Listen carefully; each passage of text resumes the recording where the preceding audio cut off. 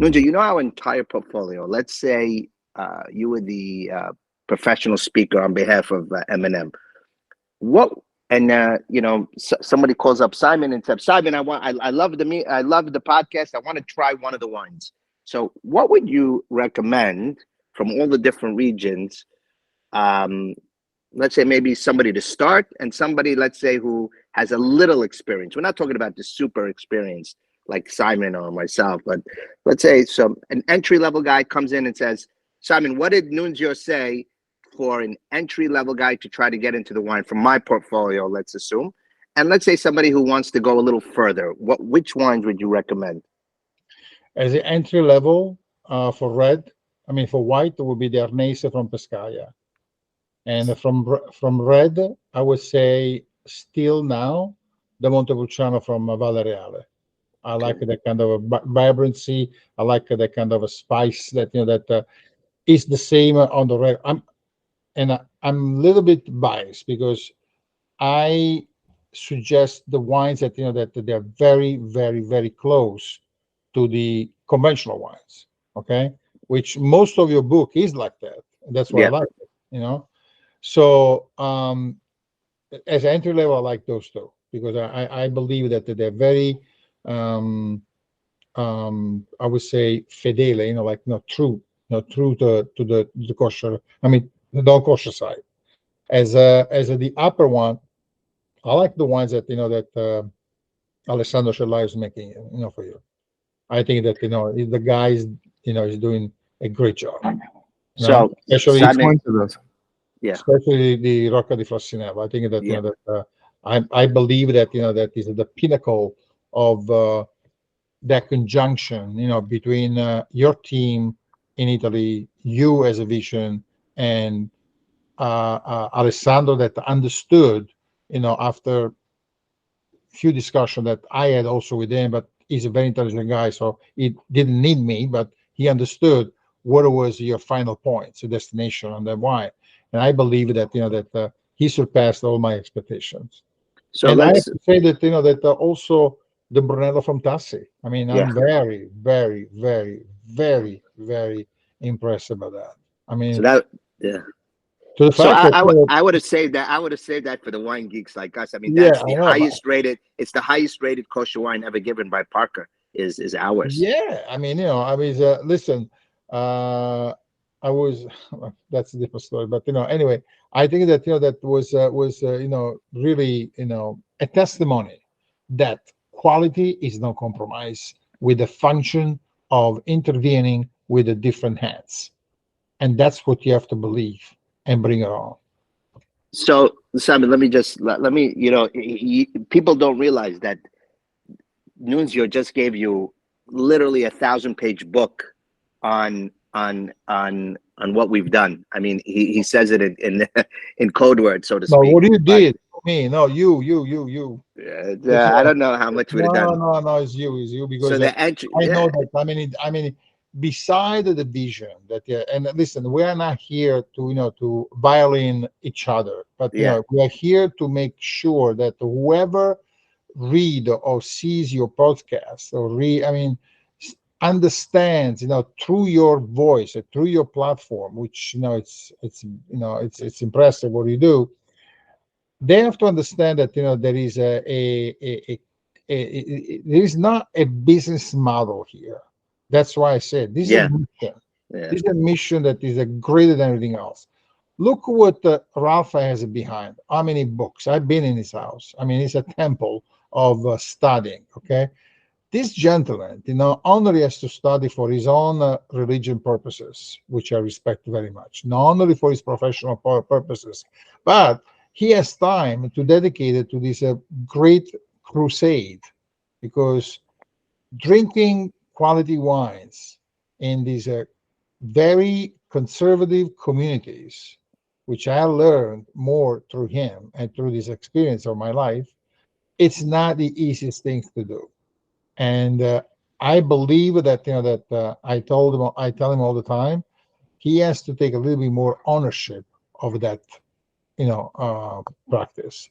Leave others to do the mechanical stuff, and he has to be a little bit more involved. I know endless times, that he spends,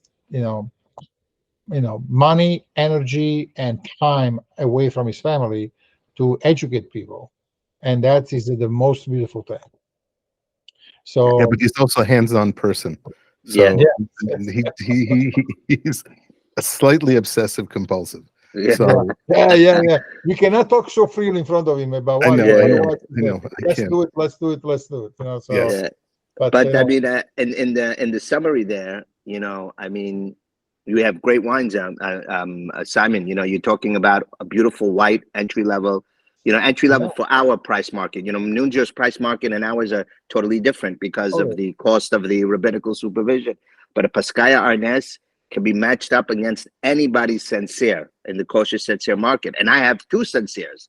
I think it's just a beautiful northwest region of Piemonte up north, and it's an excellent. We have a mevushal and non-mevushal, right? So for the purists and the non-purists, but that's a great, and what he spoke about, Valle Reale, is a Montepulciano di Abruzzo, which is authentic. It's an authentic entry level. You're not going to spend hundreds and hundreds of dollars like even what we like our Brunello, but it's a tremendous amount of value in that money. Senesano is a new ripening vineyard, entry level, beautiful bottle, short time in oak. I consider them a hearty wine, Yeah, hearty yeah, wines. yeah, and Those it's those are great recommendations for the yeah. people who are going into the second chapter.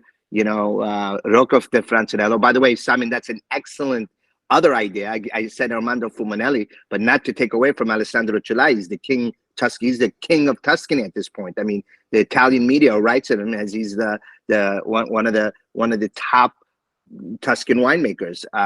Also, a lot of history. And guess what? With Nunzio's help, we made some of the top. Zaki's put, just so you understand, Zaki's from California, Yep. very famous, put Sodi di San Nicolo, which is the top Castellare Sangiovese based wine. It has to be labeled IGT because it doesn't stick to the norm values. But Sodi Sangiovese. Sangiovese, which is the father clone. I think we mentioned this one. It got number one wine of the year. And the same year we made it. 2019 was the first year we made it. We made that kosher.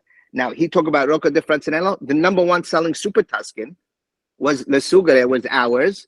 We making the higher level, and we made Baffanero, all due to Nunzio's help. These are talking about Super Tuscans. There's Baffanero, which will be released soon. I'm not sure when, but it's an Italian Merlot aged.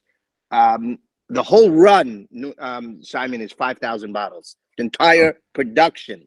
And we made the 300 for the first year because that's all he would let me.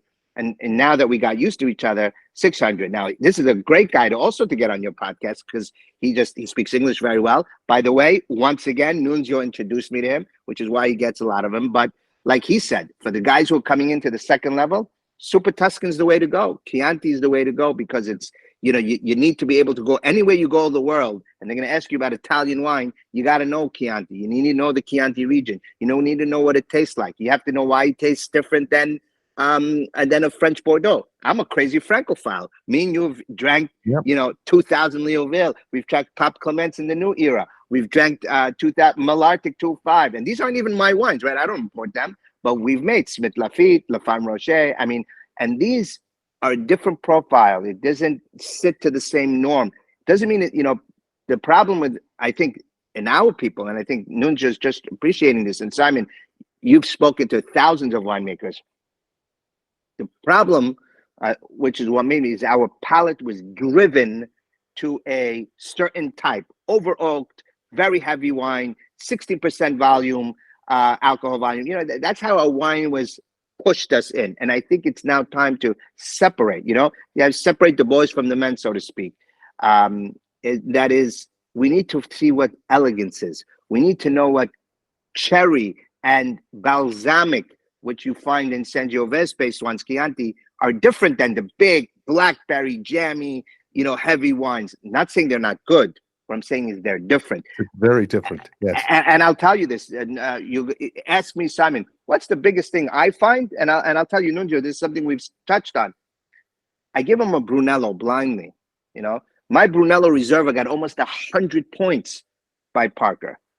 The only reason I didn't mention it was because it was not blind. Our original 2016 Franchi Tassi wine was blind tasting with the non-kosher, got 96 points, which is the highest Parker ever gave to any kosher wine, right? You give them a Brunello, it's sexy, it's sultry, it's seductive. It's not big, bold, jammy. It's the maestro in the conducting. It's a violin, it's not the drums.